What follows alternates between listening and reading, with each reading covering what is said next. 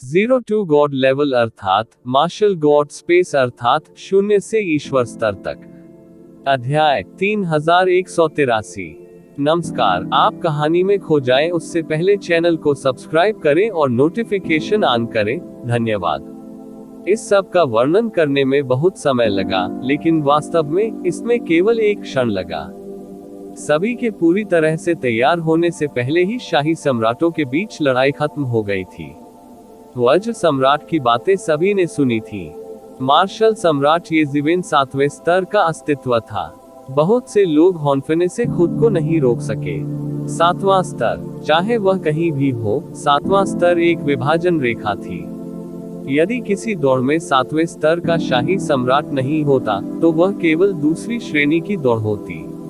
Light rays मानव जाति के प्रति इतनी आक्रामक थी, इसका कारण ये था कि सुई संप्रभु के चले जाने के बाद मानव जाति में कोई और नहीं था जो स्थिति को दबा सके। और अब अंततः एक था। मानव जाति के कई पुराने धुंधले लोगों ने महसूस किया कि उनकी आंखों से आंसू बह रहे हैं। सुई संप्रभु को चले गए इतने साल हो गए थे, और मानव जाति को आखिरकार 7वें स्तर का विशेषज्ञ मिल गया।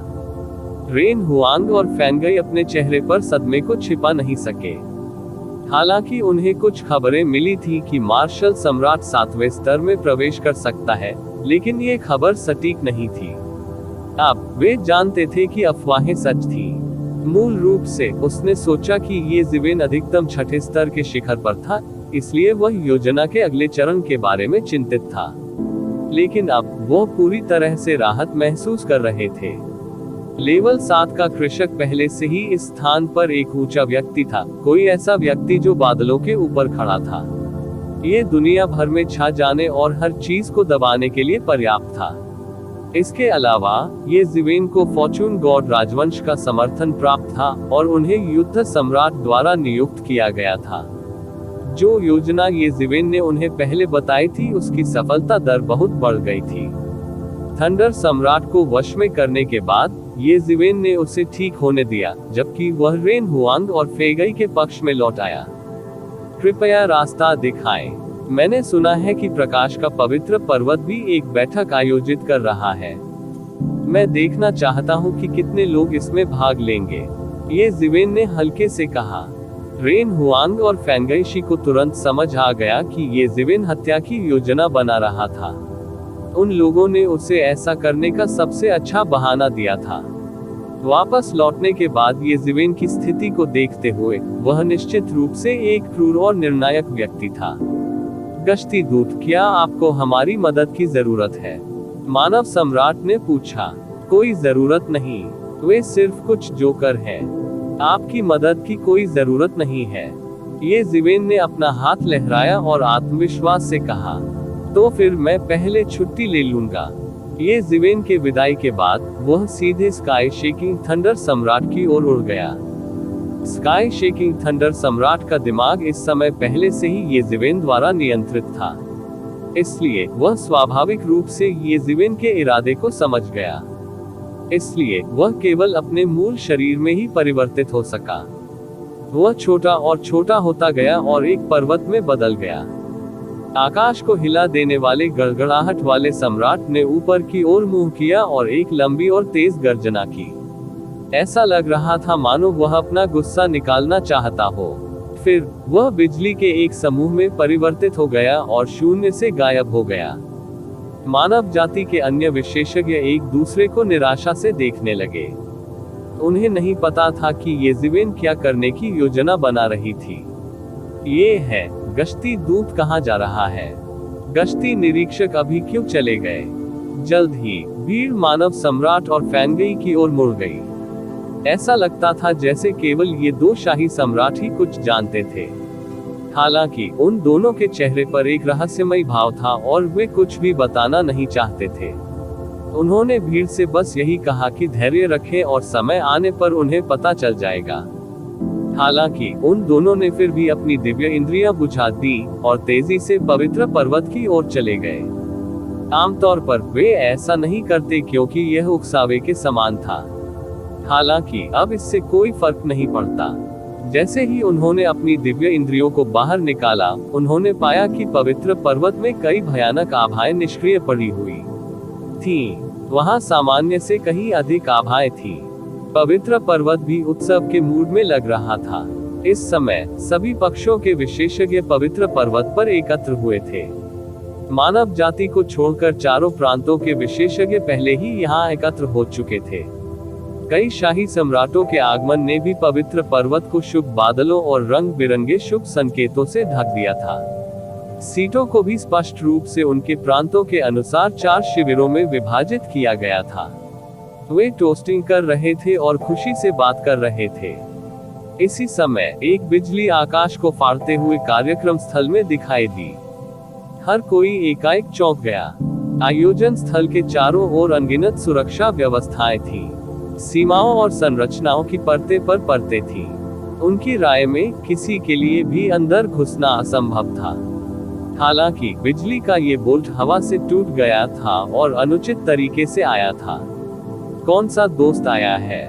पीठ पर पंखों की एक जोड़ी के साथ एक मध्यम आयु वर्ग के व्यक्ति ने लाइट कबीले के शिविर में पूछा। सभी की निगाहें उस बिजली की कड़क पर टिक गईं। बहुत जल्द बिजली का वह झटका गायब हो गया और एक आदमी और एक घोड़ा हवा में छेद करते हुए दिखाई दिए। सबसे पहले ये कुछ भी नहीं था। हालांकि थंडर लोच के शिविर में विस्मयादिबोधक की लहर दौड़ गई, क्योंकि उन्होंने आदमी के पर्वत की पहचान को पहचान लिया था। आसमान हिलाने वाले गड़गड़ाहट सम्राट। थंडर लोच में एक से अधिक लोगों ने स्काई शेकिंग थंडर सम्राट के मूल शरीर को देखा था। यह कोई रहस्य नहीं था और यह उनके लिए अपमानजनक नहीं था। इस प्रकार वे आसमान हिलाने वाले बिजली सम्राट को तुरंत पहचानने में सक्षम थे। जिस बात ने उन्हें और भी अधिक चौंका दिया वह ये थी कि लाइटनिंग लेक डोमेन के अजेय अस्तित्व, स्काई शेकिंग लाइटनिंग सम्राट को वास्तव में किसी ने एक पर्वत के रूप में पकड़ लिया था और वह उस व्यक्ति के सामने समर्पण करने को तैयार था। ये कैसे संभव है? मैंने उसे गलत पहचान लिया होगा, किसी ने अविश्वास से कहा। उसे लगभग यही लगा कि उसने गलत देखा है। ये कैसे संभव हो सकता है? स्काई शेकिंग थंडर सम्राट का अस्तित्व किस प्रकार का था?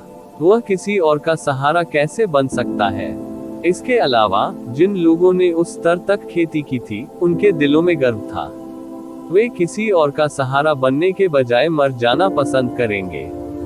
हालांकि जिस बात ने उन्हें और अधिक भयभीत कर दिया वह ये तथ्य नहीं था कि स्काई शेकिंग थंडर सम्राट एक पर्वत बन गया था, बल्कि वह व्यक्ति था जिसने स्काई शेकिंग थंडर सम्राट को पकड़ लिया था और उसे एक पर्वत बना दिया था। वो व्यक्ति कौन है? जल्द ही दूसरे खेमे के लोग भी चिल्ला उठे। उन्होंने भी इसके बारे में सुना था। ये कैसे संभव है? वह आकाश को हिला देने वाला गड़गड़ाहट सम्राट है। हर कोई थोड़ा अवाक रह गया। ज्ञात हो कि स्काई शेकिंग थंडर सम्राट की चारों प्रांतों में भी बड़ी प्रतिष्ठा थी। वह चारों प्रांतों में प्रथम श्रेणी के व्यक्ति थे। अब वह वास्तव में किसी और का सहारा बन गया था। ये निस्संदेह उनके विश्व दृष्टिकोण का पूर्ण विध्वंस था। इससे उन्हें ऐसा महसूस हुआ मानो उनका विश्व दृष्टिकोण ध्वस्त हो गया हो। आप कौन हैं? इस समय लाइट कबीले के मध्यम आयु वर्ग के व्यक्ति ने पूछा। क्या तुमने मेरा विरोध करने के लिए कोई बैठक नहीं की? क्या गलत है? क्या तुम मुझे नहीं पहचानते? ये जिवेन स्काई शेकिंग थंडर सम्राट पर बैठी और हंसते हुए बोली। क्या आप एक मार्शल सम्राट हैं? इस समय अधेड़ उम्र का आदमी पूरी तरह से सदमे में था। न केवल वह, बल्कि अन्य लोग भी अवाक रह गए।